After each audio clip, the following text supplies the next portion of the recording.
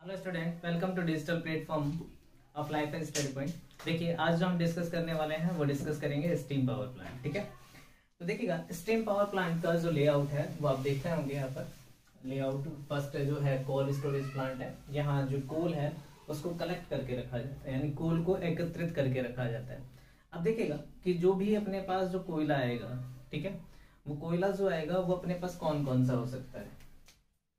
पीट हो सकता है, लिग्नाइट हो सकता है, बिटुमिनस हो सकता है, सेमी बिटुमिनस हो सकता है,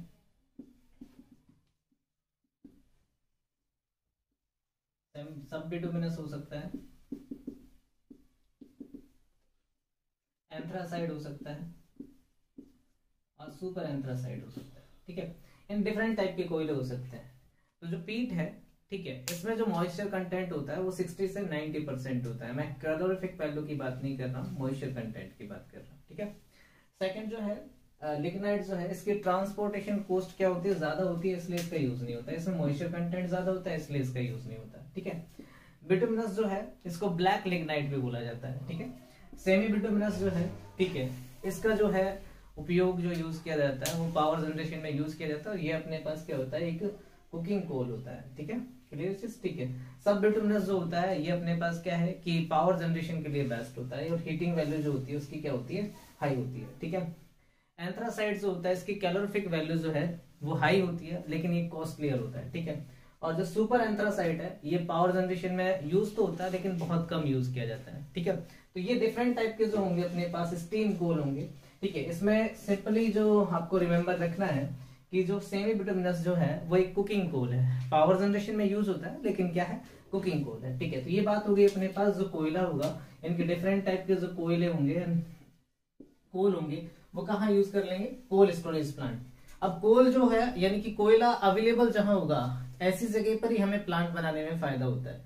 क्यों? क्योंकि अगर अपने पास क्या है कि यहाँ 200 मेगावाट की अगर एक यूनिट चलानी है तो वहां अपने पास 2000 टन कोयला जलाना पड़ता है। ठीक है, अगर एक यूनिट आपको रनिंग करनी है तो यानी कि ट्रांसपोर्टेशन कॉस्ट क्या हो जाएगी, वो बहुत ज्यादा हो जाएगी। इसलिए अपने पास क्या है कि स्टीम पावर प्लांट वहां होना चाहिए जहां कोयला इजीली अवेलेबल हो। ठीक है, जिससे कि ट्रांसपोर्टेशन कॉस्ट क्या हो जाए, लेस हो जाए। ठीक है, इसके बाद क्या होता है कि कोल हैंडलिंग प्लांट जो होता है, इस कोल हैंडलिंग प्लांट में क्या किया जाता है कि जो कोयला है उसका ट्रीटमेंट किया जाता है, क्योंकि इसमें मॉइस्चर कंटेंट होगा। अब ये मॉइस्चर कंटेंट होगा, ठीक है, इसको रिमूव करना होगा। ठीक है, और बहुत सारी गैसेस भी होती हैं, तो यहाँ क्या करना पड़ता है, इस कोयले को छोटे छोटे पार्ट्स में ब्रेक किया जाता है इस तरीके से, जिससे क्या है कि इसका जो इफेक्टिव एरिया है वो बढ़ जाता है। यानी कि अपने पास क्या है कि बड़ा कोयला होगा तो यहाँ पर हवा जो होगी यानी एयर जो आएगा, एयर के जब कांटेक्ट में आएगा बहुत कम आ पाएगा। लेकिन इसको मैंने अगर ब्रेक कर दिया इस तरीके से तो यहाँ जो एरिया होगा ज्यादा किसके, एयर के संपर्क में आएगा। ठीक है, एयर के कांटेक्ट में ज्यादा होने से वो बहुत जल्दी क्या हो जाएगा, उसमें से मॉइस्चर रिमूव हो जाएगा। क्लियर चीज। यानी कि बड़े जो कोयला है तो उसको छोटे छोटे पार्ट में तोड़ना ही क्या कहलाता है, पुल्वराइजेशन कहलाता है। ठीक है, अब यहाँ से जो कोयला है, ठीक है, कोल हैंडलिंग प्लांट में मॉइस्चर जो ट्रीटमेंट है वो हो गया। ठीक है, कोयले को हमने क्या कर लिया, छोटे छोटे स्मॉल पार्टिकल में ब्रेक कर लिया। इसके बाद ये चला जाता है कहाँ पर, बॉयलर में। कहाँ चला जाता है, बॉयलर में। हॉपर के थ्रू चला जाता है या फिर कन्वेयर बेल्ट के थ्रू से भेजा जाता है। ठीक है, अब जैसे ही अपने पास क्या होता है कि ये अपने पास बॉयलर फर्नेस में जाता है। ठीक है, उसके बाद क्या होता है कि बॉयलर जो है, इसे आप बोलते हो हिंदी में भापक। बॉयलर को हिंदी में क्या बोलते हैं, भापक। ठीक है, क्लियर। इस बॉयलर में क्या कर दिया जाता है, अपने पास वाटर फीड किया जाता है, और इस वाटर, बॉयलर क्या करता है, इस वाटर को स्टीम में कन्वर्ट कर देता है। ठीक है, यानी कि वाटर किस में कन्वर्ट होगा, बॉयलर का जो फंक्शन होता है, वाटर कन्वर्ट इनटू स्टीम। ठीक है, यानी कि बॉयलर ने क्या किया, अपने पास पानी जो है, पानी को किस में बदल दिया, अपने पास स्टीम में बदल दिया। अब ये बॉयलर भी अपने पास 2 टाइप्स के होते हैं, एक तो फायर ट्यूब बॉयलर होता है, एक वाटर ट्यूब बॉयलर होता है। ठीक है, फायर ट्यूब बॉयलर और water tube boiler. Fire tube boiler, second होता है water tube boiler, water tube boiler. ठीक है, अब देखिएगा फायर ट्यूब बॉयलर और वाटर ट्यूब बॉयलर, ठीक है, इनका यूज क्या है। ठीक है, दोनों का फंक्शन जो है वो दोनों डिफरेंट होता है। अब देखिए ये क्या जो हैंडल कर सकता है फायर ट्यूब, वो अपने पास हैंडल कर सकता है 70.5 kg पर mm स्क्वायर पर सेंटीमीटर स्क्वायर। इतना प्रेशर ये हैंडल कर सकता है। और वाटर ट्यूब जो हैंडल कर सकता है प्रेशर, वो प्रेशर 80 kg पर सेंटीमीटर स्क्वायर, इतना प्रेशर ये हैंडल कर सकता है। क्लियर चीज। अगर आपको प्रेशर रिक्वायरमेंट ज्यादा है तो हम यूज कर लेंगे वाटर ट्यूब बॉयलर, और कम है तो हम यूज कर लेंगे फायर ट्यूब बॉयलर। दोनों में डिफरेंस क्या होता है? देखो फायर ट्यूब बॉयलर, ठीक है, इसमें क्या होगा कि जो अपने पास हॉट गैसेस होंगी वो ट्यूब के अंदर होंगी। हॉट गैसेस कहां पर होंगी? ट्यूब के अंदर होंगी, और जो वाटर होगा वो ट्यूब के बाहर होगा। ठीक है, इसलिए इसको बोला जाता है फायर ट्यूब बॉयलर, यानी कि फायर इन ट्यूब। ठीक है, हॉट गैसेस जो होंगी वो किसके अंदर होंगी? ट्यूब के अंदर होंगी, और पानी जो होगा वो अपने पास ट्यूब के बाहर होगा। क्लियर चीज। ठीक है, और वाटर ट्यूब बॉयलर में क्या होगा कि जो पानी होगा वो ट्यूब के अंदर होगा, in water inside the tube and hot gases outside the tube. ठीक है, यानी कि जो हॉट गैसेस होंगी वो किधर होंगी? ट्यूब के बाहर होंगी। क्लियर चीज। दोनों का डिफरेंस आपको समझ में आ गया होगा कि वाटर ट्यूब में क्या होता है, फायर ट्यूब में क्या होता है। ठीक है, अब ये यहाँ सिग्निफिकेंस समझिए कि प्रेशर हाई और लो क्या है। देखिएगा कि पावर प्लांट जो है अपने पास, अगर बात करें अपने पास स्टीम पावर प्लांट की, उसकी एफिशिएंसी जो होती है वो 29% ही होती है। ठीक है, बाकी जो होती है अपने पास, क्योंकि उसमें लॉसेस जो है वो बहुत ज्यादा होते हैं, 55% तो टर्बाइन लॉसेस ही हो जाते हैं। ठीक है, और 60% जो लॉसेस होते हैं एक्स्ट्रा जो अपने पास इसको कन्वे कराता है तो उसमें हो जाता है। टोटल ये कितना हो गया? 71% लॉसेस हो गया। ठीक है, अब इसको कैसे इंप्रूव किया जाता है? ठीक है, पावर प्लांट की एफिशिएंसी को किस तरीके से इंप्रूव किया जाता है? ठीक है, तो आपको इसको किस में लेके जाना पड़ेगा? सुपर क्रिटिकल में लेके जाना पड़ेगा।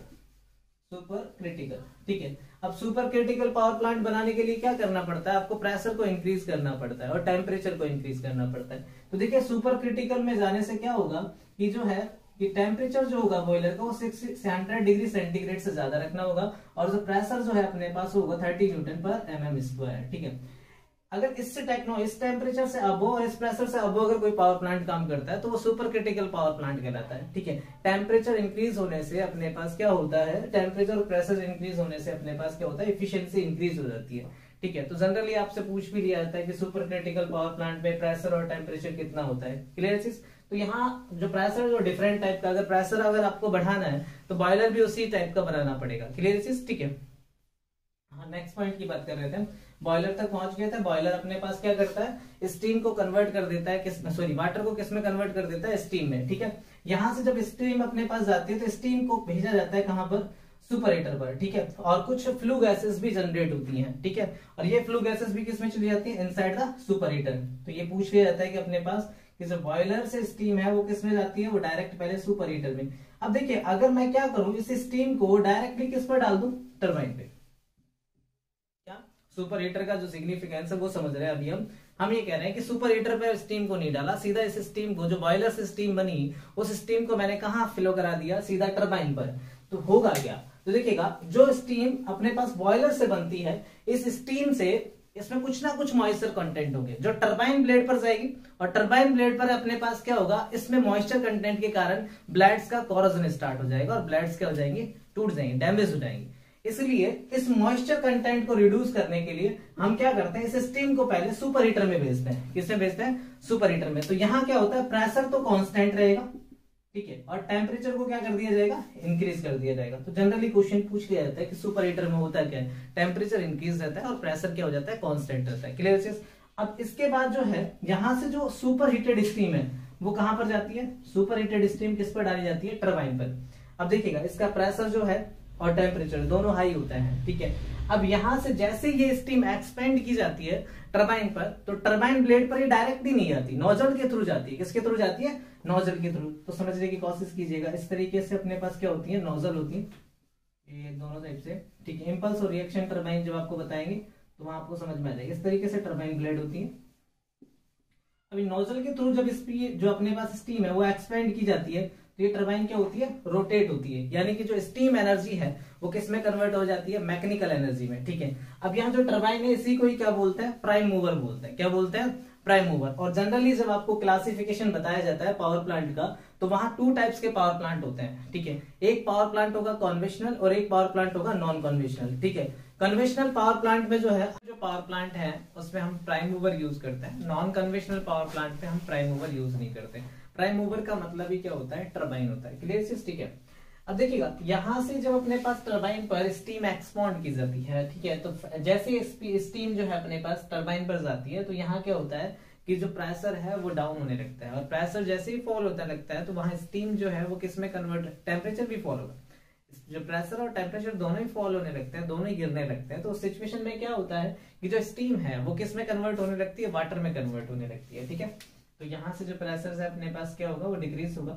ठीक है, अब जो कंडेंसर है वो कंप्लीटली क्या करता है, स्टीम को किस में कन्वर्ट कर देता है, वाटर में। ठीक है, कंडेंसर का जो फंक्शन होता है वो क्या करता है, जो स्टीम है उसको कंप्लीटली किस में कन्वर्ट कर देगा, वाटर में कन्वर्ट कर देगा। ठीक है, जो कूलिंग टावर है, कूलिंग टावर जो है अपने पास किसके लिए काम आता है, कूलिंग के लिए यूज किया जाता है। अब देखिएगा यहाँ क्या होता है कि जो हॉट वाटर होगा, स्टीम के कारण पानी जो होगा वो हॉट वाटर होगा वो ऊपर चला जाता है, और जो कूल वाटर होगा वो अपने पास क्या होगा, नीचे की तरफ रहता है। ठीक है, अब यहाँ से जैसे ही कूलिंग वाटर होगा तो सर्कुलेटिंग पंप के द्वारा, वाटर पंप के द्वारा इस वाटर को कहाँ भेजा जाता है, फीड वाटर में।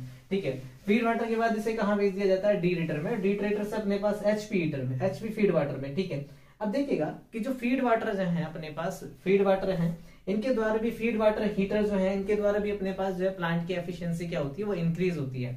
अब देखिए यहाँ से ये जो पानी आता है वो सीधा हम किस में डालते हैं, इकोनोमाइजर में। किस में डालते हैं, इकोनोमाइजर में। ठीक है, अब इकोनोमाइजर का सिग्निफिकेंस समझिए कि अगर ये जो वाटर था तो डायरेक्टली इस वाटर को हमने कहा फीड नहीं कर दिया, बॉयलर में। ठीक है, तो देखिएगा बॉयलर का टेम्परेचर जो है, टेम्परेचर और प्रेशर हाई होता है। अब जैसे ही अपने पास इसमें कूल वाटर जाएगा तो इसमें थर्मल स्ट्रेस जनरेट होता है। क्या जनरेट होता है, थर्मल स्ट्रेस जनरेट होता है, जिसके कारण बॉयलर फट सकता है। इसलिए हम क्या करते हैं, जो वाटर जो आता है यहाँ से, इस वाटर को पहले अपने पास क्या जाता है, HP high pressure feed water pump से कहाँ भेज दिया जाता है, इकोनोमाइजर में। इकोनोमाइजर से क्या होता है, ये जो फ्लू गैसेस के थ्रू अपने पास ये वाटर क्या है, वो हीट होता है, और इसका टेम्परेचर नियर अबाउट किसके आसपास बन जाता है, ठीक है, बॉयलर के आसपास। अब इस वाटर को जैसे ही किसके अंदर डाला जाता है, बॉयलर के अंदर डाला जाता है, तो यहाँ से क्या होता है, फ्लू गैसेस के कारण अपने पास ये हीट हो गया। ठीक है, और प्रेशर हमने किसके थ्रू, एचपी और एलपी हीटर के थ्रू में, हीटर के थ्रू अपने पास मैनेज कर लिया था। तो दोनों प्रेशर और टेम्परेचर दोनों किसके नियर अबाउट बना दिए जाते हैं, बॉयलर के नियर। ठीक है, तो इसकी वजह से क्या होता है, फ्यूल कंजप्शन जो है वो रिड्यूस होता है, जिसके कारण प्लांट की एफिशिएंसी 10 से 12% इंक्रीज हो जाती है। ठीक है, तो समझ में आ गया होगा इकोनोमाइजर का जो फंक्शन है वो क्या होता है। ठीक है, एक तो क्या होता है, डायरेक्ट कूलिंग वाटर जो है, ठंडा पानी इसके अंदर नहीं डाल सकते क्योंकि थर्मल स्ट्रेस के कारण बॉयलर फट सकता है। इसलिए अपने पास क्या, इकोनोमाइजर में जो वाटर आता है वो किसके थ्रू, और ये फीड किसके थ्रू किया जाता है, एचपी फीड वाटर हीटर के थ्रू। और यहाँ जो अपने पास है ये हीट किससे होता है, फ्लू गैसेस के थ्रू। तो जनरल क्वेश्चन पूछ लिया जाता है कि सुपर हीटर से जो अपने पास फ्लू गैसेस निकलती हैं वो कहाँ जाती है, इकोनोमाइजर में। किसमें जाती है, इकोनोमाइजर में। इसके कारण जो होता है अपने पास इकोनोमाइजर में जो पानी आता है वो किसके थ्रू फीड किया जाता है, एचपी फीड वाटर हीटर के द्वारा। ठीक है, अभी फीड होने के बाद क्या हो जाता है, जो इसका टेम्परेचर और प्रेशर है बॉयलर के नियर हो जाता है, और बॉयलर के नियर हो जाएगा तो अपने पास क्या होगा कि जो फ्यूल कंजप्शन है वो रिड्यूस हो जाता है। ठीक है, जिसके कारण प्लांट की एफिशिएंसी 10 से 12% बढ़ जाती है। अब यहाँ देखिएगा, यहाँ से जब अपने पास इकोनोमाइजर से फ्लू गैसेस निकलती है, यानी कि इसको छोड़ने के बाद जो जाती है वो कहाँ जाती है, एयर प्री हीटर में। किसमें जाती है, एयर प्री हीटर में जाती है।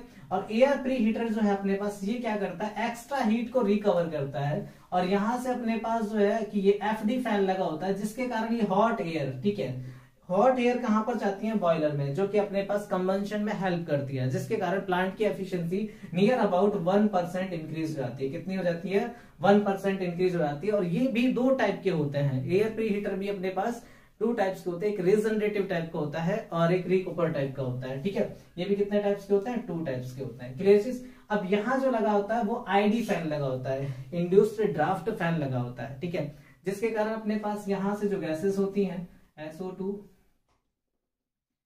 और NO2, ठीक है, वो चिमनी के थ्रू अपने पास क्या है कि बाहर निकाल दी जाती हैं। क्लियर चीज। ठीक है, अब देखिएगा यहाँ जो है अपने पास एक कलेक्टर होता है। वो कलेक्टर क्या होता है, क्योंकि जो अपने पास फ्लाइंग गैस होती है उसमें डस्ट पार्टिकल्स भी होता है, उनको कलेक्ट किया जाता है, जिसको अपने पास इलेक्ट्रोस्टैटिक डिसिपेटर के द्वारा एयर पॉल्यूशन को कंट्रोल कर लिया जाता है और उन्हें कलेक्ट करके निकाल दिया, सेपरेट कर लिया जाता है। ठीक है, तो ये तो फंक्शन था किसका, अपने पास स्टीम पावर प्लांट का। अब देखिएगा एक एक जो फंक्शन है एंड कंपोनेंट है उसको देखेंगे हम, तो वो अपने पास नेक्स्ट वीडियो लेक्चर में देखेंगे। ठीक है, ओके, थैंक यू।